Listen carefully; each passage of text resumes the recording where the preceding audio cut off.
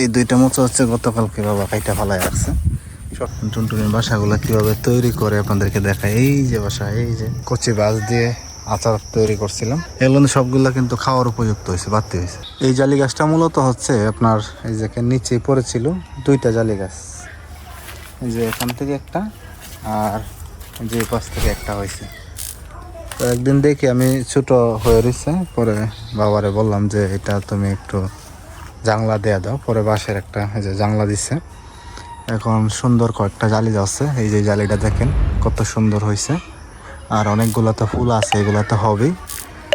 আর এই দিকে দেখাই আপনাদেরকে, এই যে রান্নাঘরের চালের উপরে দেখেন কত সুন্দর একটা জালি হয়েছে। এই জালিটা খুব চমৎকার, এদিকে কয়েকটা ফুল আছে।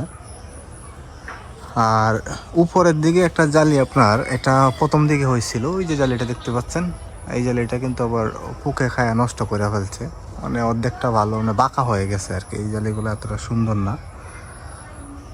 আর এই পেঁপে গাছটাও কিন্তু কীভাবেই হয়েছে দেখেন, এই পেঁপে গাছটা লাগানো না, এইভাবেই হয়েছে।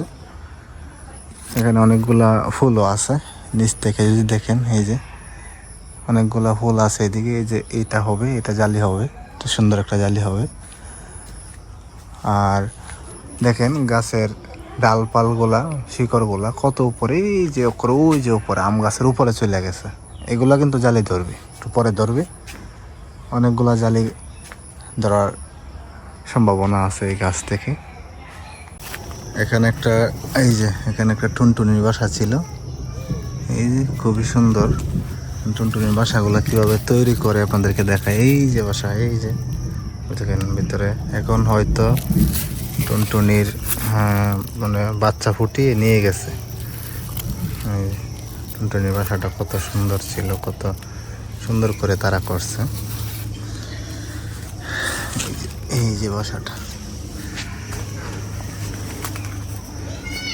তো এই যে বাড়ির পিছনের দিকে শেষের দিকে পিছনের একদম পিছনের পাশে হচ্ছে দেখেন কাঁঠাল গাছটা কত সুন্দর, কতগুলো কাঁঠাল আছে। বাড়ির সামনে তো অনেক কাঁঠাল আছে, এই কাঁঠালগুলো দেখেন কত সুন্দর। এই যে দেখেন এই কাঁঠালটা কত বড়, মনে হয় যে 20 কেজির মতো হবে, উপরে আর অনেকগুলো আছে। এই যে কাঁঠালটা সব বড় যে কাঁঠালগুলো আছে, যেমন এইটা তারপরে হচ্ছে এই যে এটা, এগুলো সবগুলো কিন্তু খাওয়ার উপযুক্ত হয়েছে, বাড়তি হয়েছে।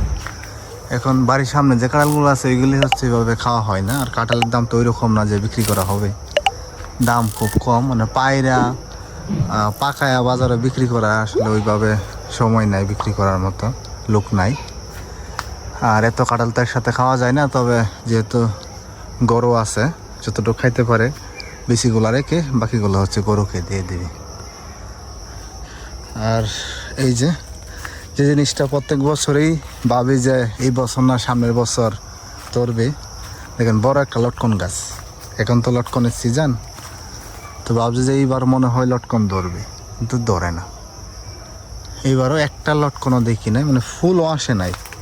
একটু ফুল আসবে যে ধরে না, যাক সামনের বছর আবার মানে ধরতে পারে, এরকম একটা ইয়েও দেখি নাই, একটা লটকনও দেখি নাই আসার পরে।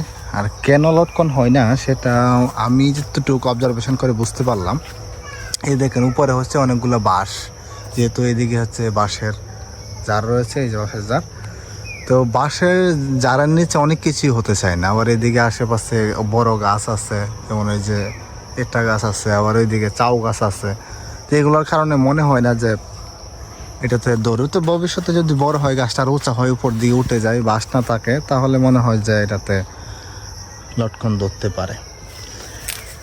আর বাঁশের গাছ দেখা এখন হচ্ছে বাঁশের যে নতুন বাঁশগুলা, যে বাঁশগুলা বেরিতেছে, তবে এগুলো তো পর্যবেক্ষণ বা ওইভাবেই করা হয় না, পরিচর্যা করা হয় না, এই জন্য হচ্ছে যেমন যে এটা খুব সুন্দর একটা বাঁশ হবে, এটার থেকে এই বাঁশটা অনেক সুন্দর হবে, কারণ বাঁশের সাইজ দেখলেই বোঝা যায়।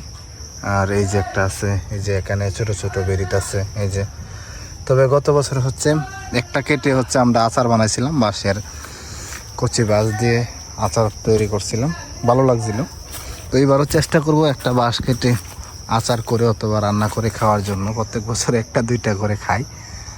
আর এগুলা যেহেতু অনেক বেশি না, বেশি খাওয়া যাবে না, কারণ একটার থেকে এই যে একটা হইছে, এটার থেকে একটা বাসি হবে। কিন্তু আমরা খেয়ে ফেলি তাহলে তো আর বাসগুলো হইল না। দিন দিন হচ্ছে যেহেতু আমাদের মানুষ বাড়তেছে, এই জোর জংলা কেটে তারপর হচ্ছে বাড়ি করা হইতেছে, তো এই জন্য হচ্ছে এগুলা নষ্ট না করাই ভালো। গড়ি গড়ি বৃষ্টি হইতেছে। আর ডাটা ক্ষেত দেখেন, ডাটা ক্ষেতের অবস্থা কি।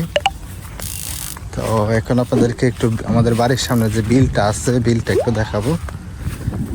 আর খেরের কর দেখেন, এটা বৃষ্টির কারণে অনেক পচে গিয়ে গলে গেছে, এগুলো গরু খাবে না। এখন হচ্ছে রান্নার কাজে ব্যবহার করতে হবে। এখানে আকাশটা কত মেঘলা, গড়ি গড়ি বৃষ্টি হইতেছে, আকাশে অনেক মেঘ। বন্ধু থেকে বাড়ির রাস্তার পরিবেশটা যদি দেখাই, এই হচ্ছে বাড়ির সামনের ফ্রন্ট ভিউ। এখন ক্ষেতের মাঝে কত ঘাস হয়েছে, এই যে ঘাসগুলা, এগুলো বৃষ্টির কারণে কিন্তু হয়েছে। কিন্তু আবার যখন এই যে অগ্রহায়ণের জন্য যখন আবার লাগানো হবে কিছুদিন পরে হচ্ছে আবার এখন ওই যেটাকে বলা হয় জ্বালা, একেবারে গ্রামের বাসায় তার বীজ বপন করা হবে।